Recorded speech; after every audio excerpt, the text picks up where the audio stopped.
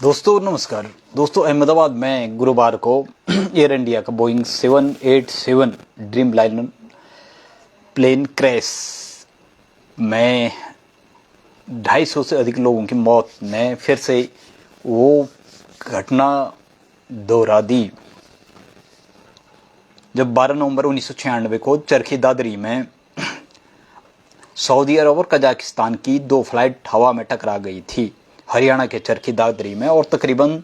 सभी 349 लोगों की मौत हो गई थी जी। तो ये बड़ा सवाल है कि इस प्रकार के विमान हादसे जो होते हैं वो अब काफ़ी बड़े पैमाने पे हो रहे हैं। आप देख रहे होंगे लगातार 1970 के बाद से जहाँ तक कहा गया है तकरीबन 3.5 लाख लोग मारे जा चुके हैं। ये बहुत बड़ा आंकड़ा होता है। प्लेन और हेलीकॉप्टर क्रैश में 3.5 लाख से ऊपर लोगों की मौतें हो चुकी हैं और तकरीबन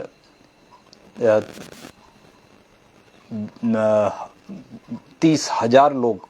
को घायल हुए हैं या गंभीर रूप से घायल हुए हैं, ये बताया गया है। अब ये कुछ भी है, लेकिन किसी की भी गलती हो सकती है और इस चीज़ का भी सबक मिलता है कि किस प्रकार से मशीनों पर निर्भरता एक हद तक रखी जा सकती है, लेकिन मशीनें हमेशा कामयाब हों, यानी टेक्नोलॉजी कितनी ही एडवांस क्यों ना हो। क्योंकि जो एयर इंडिया का ये बोइंग 787 ड्रीम लाइनर विमान गिरा है तो इसकी टेक्नोलॉजी बहुत ही एडवांस मानी गई थी, लेकिन बावजूद इसके ये घटनाक्रम हो गया। तो सवाल ये है कि ये इस प्रकार के घटनाक्रम की लगातार पुनरावृत्ति होती है। अभी केदारनाथ में भी एक हेलीकॉप्टर क्रैश हुआ है जिसमें सभी 7 लोगों की जान चली गई है। तो कहाँ चूक हो जाती है, मानवीय भूल, खासकर एयरलाइन में, चाहे वो युद्ध का समय हो, युद्धक विमान हो, एयरक्राफ्ट हो, जेट फाइटर हो, फाइटर प्लेन हो, या फिर हेलीकॉप्टर हो, या फिर हवाई जहाज ही क्यों ना हो, पैसेंजर जो एरोप्लेन होते हैं, उनमें हालांकि तकनीकी रूप से उनकी लगभग हर उड़ान के बाद जांच पड़ताल की जाती है। हर बार उनकी तकरीबन प्रत्येक हफ्ते में एक प्रकार से लगातार उनके पार्ट्स को देखा जाता है, सर्विसिंग की जाती है और उसमें एडवांस टेक्नोलॉजी टेक्निक्स होती हैं, मशीनरी होती हैं, उस मैकेनिज्म होता है। लेकिन उसके बावजूद इस प्रकार की दुर्घटनाएं इस बात की तस्दीक करती हैं, इस बात का एक पुख्ता सबूत है कि हम चाहे कितने ही एडवांस क्यों ना हो, कितने ही टेक्नोलॉजी टेक्निक्स और मशीनरी पर हमारे पास क्यों ना हो, फिर भी कुछ चीज़ें ऐसी होती हैं कि वो कहीं ना कहीं एक हमारे हाथ से बाहर की चीज़ें होती हैं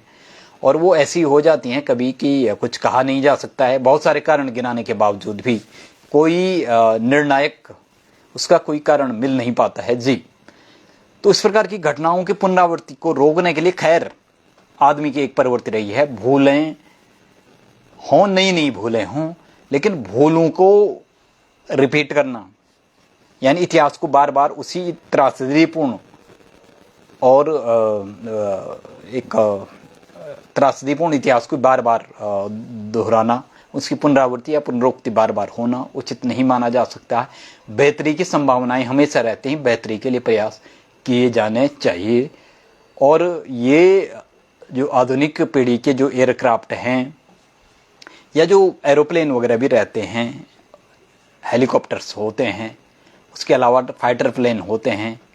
इन सब को लगातार अपग्रेड करने की कोशिशें की गई हैं, उसको असेंबल करके अपग्रेड करने की कोशिशें की गई हैं। लेकिन फिर भी मानवीय भूलों के लिए भी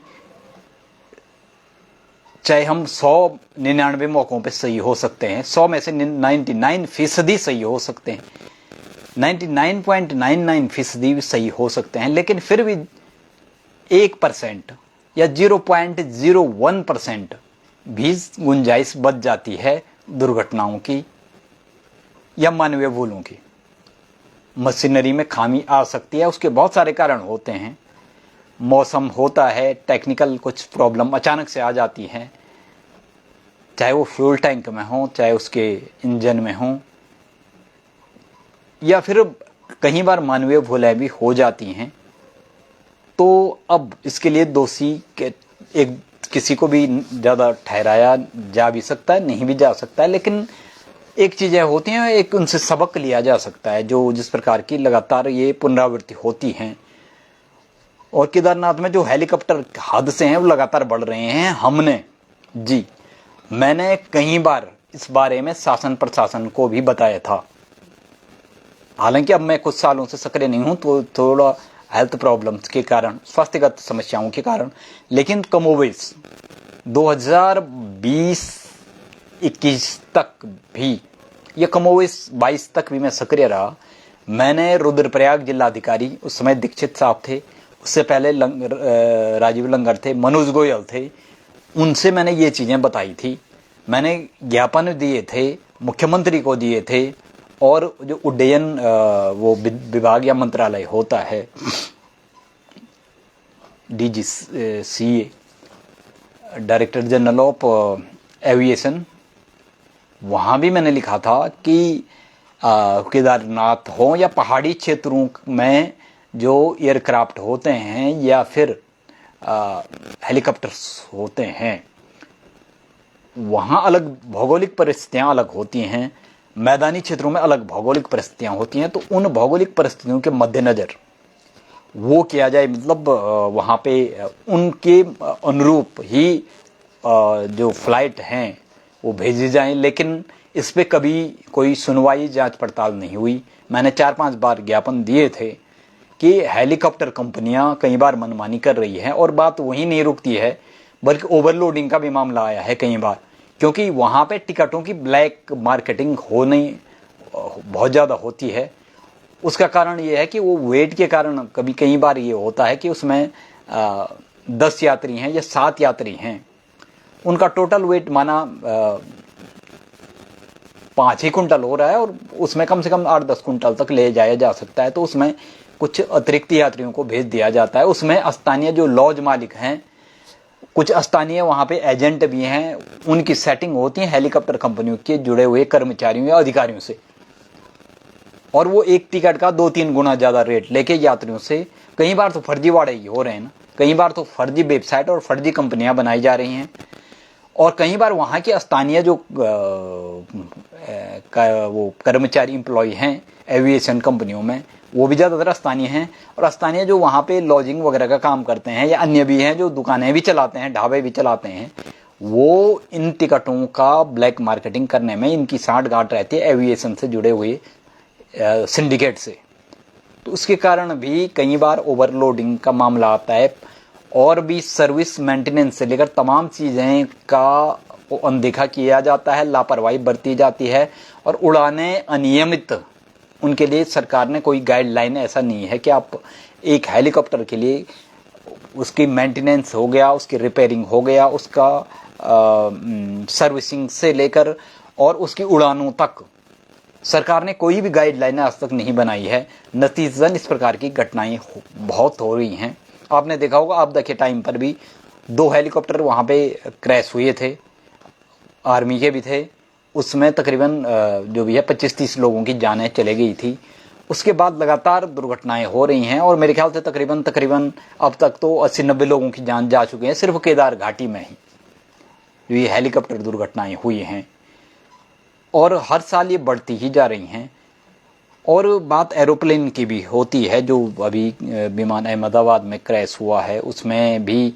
अब जांच पड़ताल किया जाएगा, उसका ब्लैक बॉक्स जो है वो पाया गया है। तो सवाल ये उठता है कि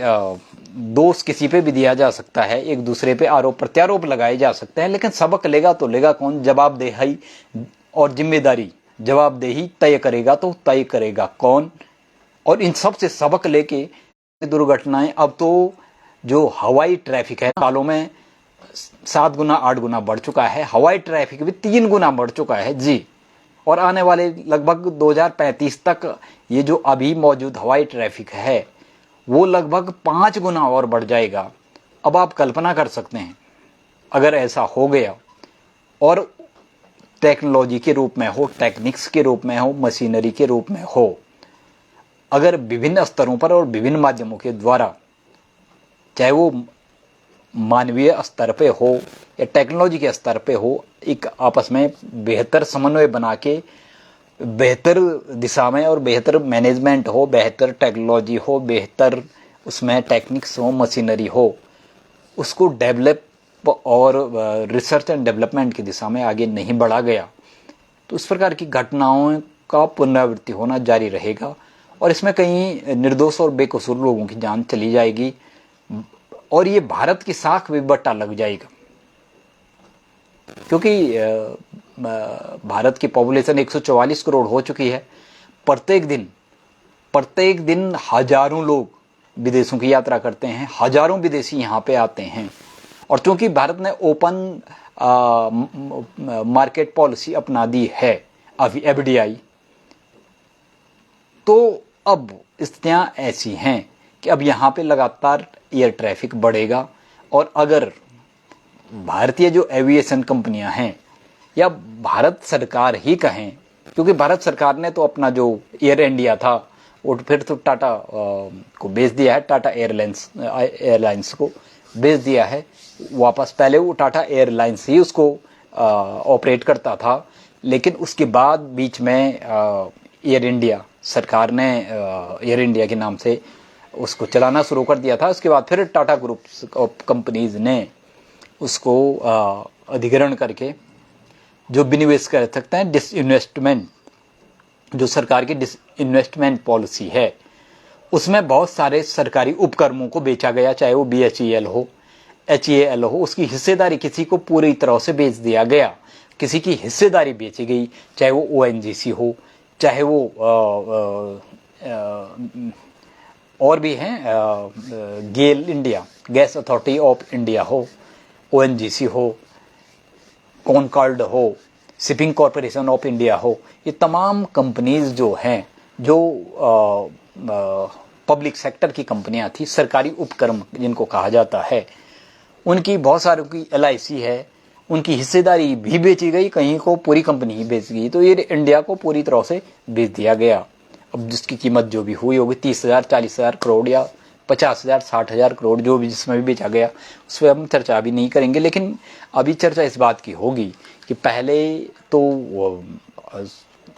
पहले भी इस प्रकार की घटनाएं हुई हैं और लगभग 2-3 साल में ही नहीं, पहले तो लगभग 5-7 सालों में इस प्रकार की घटनाएं होती थी जी। लेकिन अब इस प्रकार की घटनाएं लगातार प्रत्येक साल घट रही हैं और कई बार तो ऐसा हो रहा है कि एक ही साल में 2-2 3-3 इस प्रकार की घटनाएं घट जाती हैं। वो सिर्फ एविएशन का ही मामला नहीं है, वो सड़क परिवहन का भी मामला है, वो रेलवे का भी मामला है, वो मेट्रो ट्रेन का भी मामला है और अब तो बहुत नई अवधारणाएं आ रही हैं। जल परिवहन को बढ़ावा देने की बात की जा रही है, उसके अलावा रोपवे को बढ़ावा देने की बात की जा रही है और रैपिड लाइनें बिछाई जाएंगी, बुलेट ट्रेन चलाई जाएंगी। लेकिन अगर आप टेक्नोलॉजी और मशीनरी के रूप में अगर आप लगातार अपने को अपग्रेड नहीं करते हैं एडवांस लेवल तक और आपके पास man power, professionally trained man power नहीं है, तो दोनों चीजें जरूरी हैं, दोनों चीजों का समन्वय जरूरी है। दोनों नहीं बल्कि सभी स्तरों पे सरकार की एक दृढ़ प्रतिबद्धता और इच्छा शक्ति होनी चाहिए, मैनेजमेंट अच्छा होना चाहिए, रूल एंड रेगुलेशन सही होने चाहिए, समय काल परिस्थितियों के अनुसार उसमें बदलाव भी किए जा सकते हैं, उसका इवैल्यूएशन, उसका एनालिसिस किया जाना चाहिए और उसमें नई चीजें जोड़ी जा सकती हैं। साथ में एडवांस टेक्नोलॉजी और मशीनरी को डेवलप करने के लिए, अपग्रेड करने के लिए रिसर्च एंड डेवलपमेंट को बढ़ावा दिया जाना चाहिए और उसमें विदेशी कंपनियों के साथ भी टाई अप करने में कोई परहेज नहीं किया जाना चाहिए जी। क्योंकि ज़रूरत आज हमें है, हमें स्ट्रेटेजिक रूप से मिलिट्री एंड डिफेंस के रूप में है, कमर्शियल रूप से हमें आज ज़रूरत है, यानी हर रूप में ज़रूरत है। और man professionally trained and skilled man power की बहुत ज़्यादा ज़रूरत है इस फील्ड में, क्योंकि यहाँ भूल की कोई गुंजाइश नहीं है। अगर आप एयर ट्रैफिक में देखें तो वहाँ पे भूल की कोई गुंजाइश नहीं है। लेकिन दिमागी रूप से भी सशक्त मैन पावर होना बहुत ज़रूरी है, क्योंकि कई बार मशीन में तकनीकी गड़बड़ी के बावजूद कहीं पश्चिमी देशों के पायलटों की किस्से कहानियाँ सुनी होंगी आपने, हैरत अंगेज कहानियाँ, कि उन्होंने फिर भी बचाया।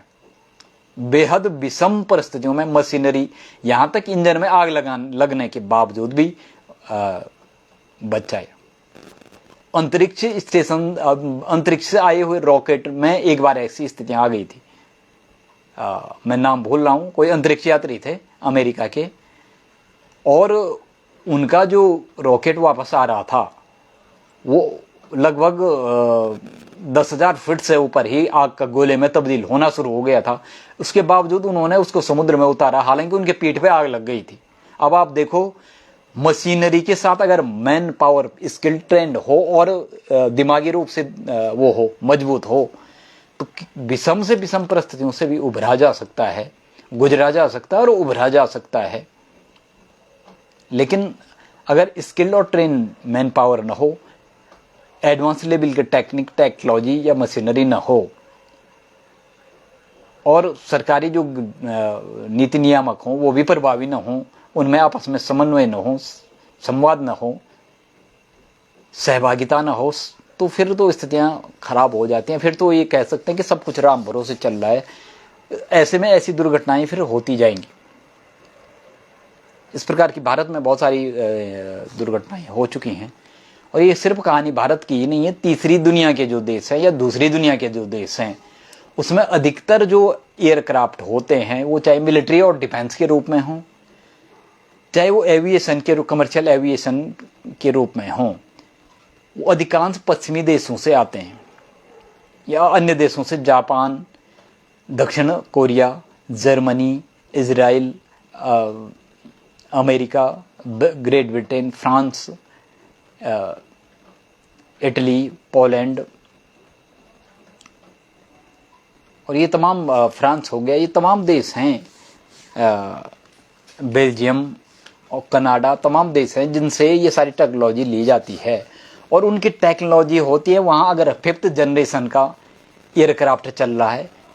6th जनरेशन का जेट फाइटर प्लेन चल रहा है, 7th जनरेशन का अगर एरोप्लेन संचालित हो रहा, तो वो हम जैसे देशों को अपने 4th generation, 3rd generation, 4th generation, 2nd generation के जो विमान वहाँ के काम में नहीं हैं या नहीं रह गए हैं या पुराने हो चुके हैं, उनको टेक्नोलॉजी और मशीनरी को दूसरी या तीसरी दुनिया के विकसित या बिल्कुल अल्प विकसित देशों को देते हैं।